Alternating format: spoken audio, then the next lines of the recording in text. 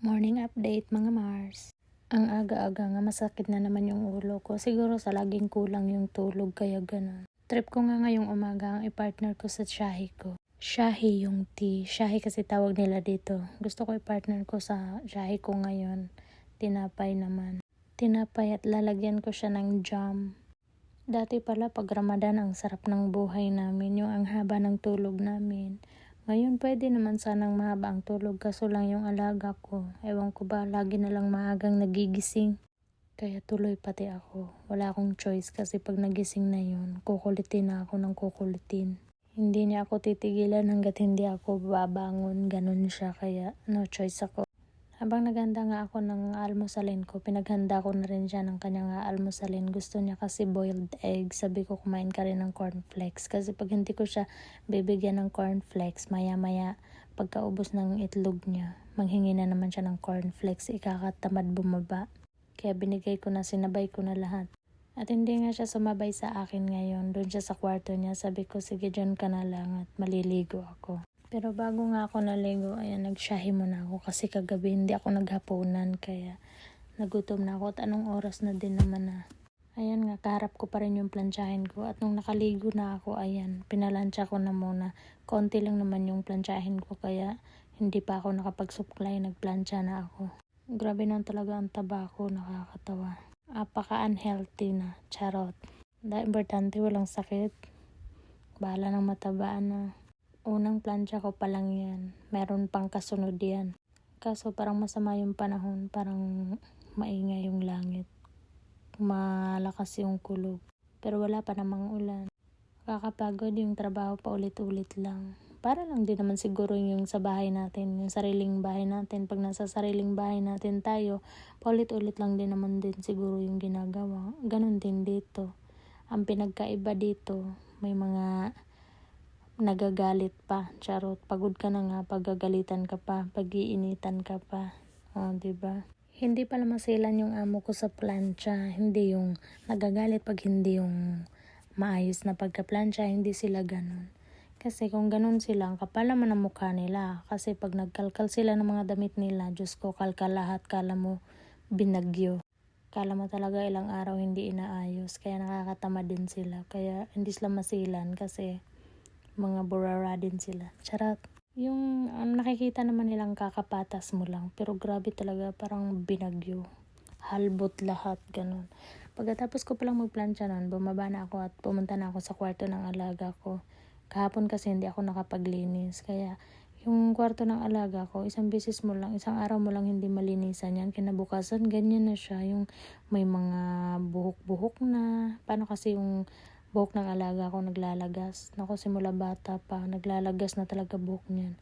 Tsaka yung yung alikabok, parang agad-agad cotton, ganun. Bahay na to, ang takaw maghigop ng mga alikabok. Hindi naman malakas ang hangin, pero ewan ko ba, bakit ganito yung bahay na to. Ang bilis magka-alikabok. Habang naglilinis nga ako dyan, yung alaga ko naman nasa bed niya, nag-iPad lang siya. Sabi ko, huwag kang umalis dyan. Baka mahagip ka na naman ng camera. At gustong-gusto ng alaga ko yung nandun ako lagi sa room niya. Gusto nga niya, magkatabi kami lagi. Hindi naman pwede, ang dami-dami kong trabaho.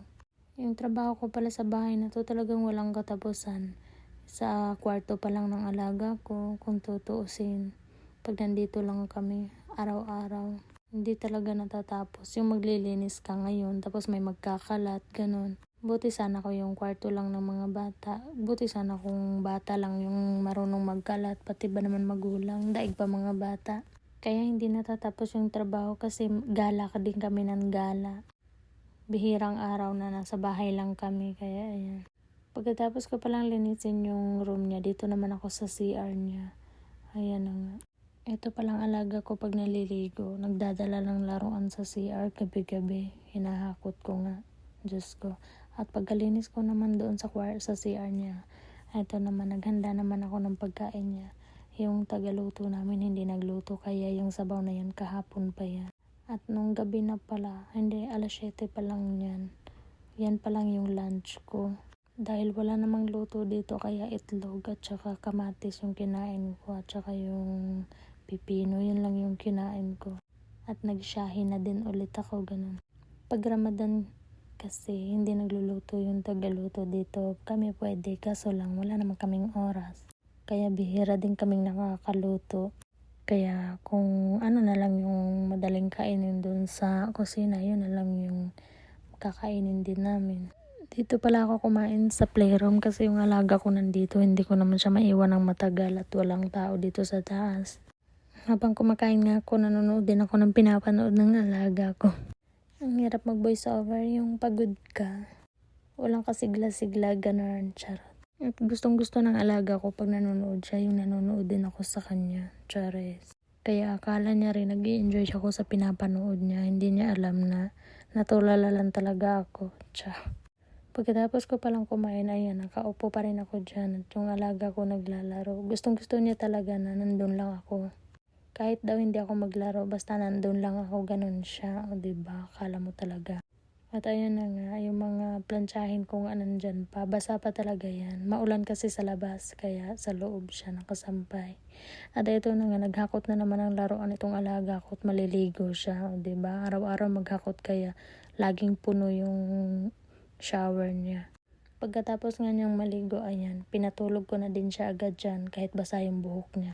Kasi 12:00 na, Diyos ko anong oras na laging natutulog.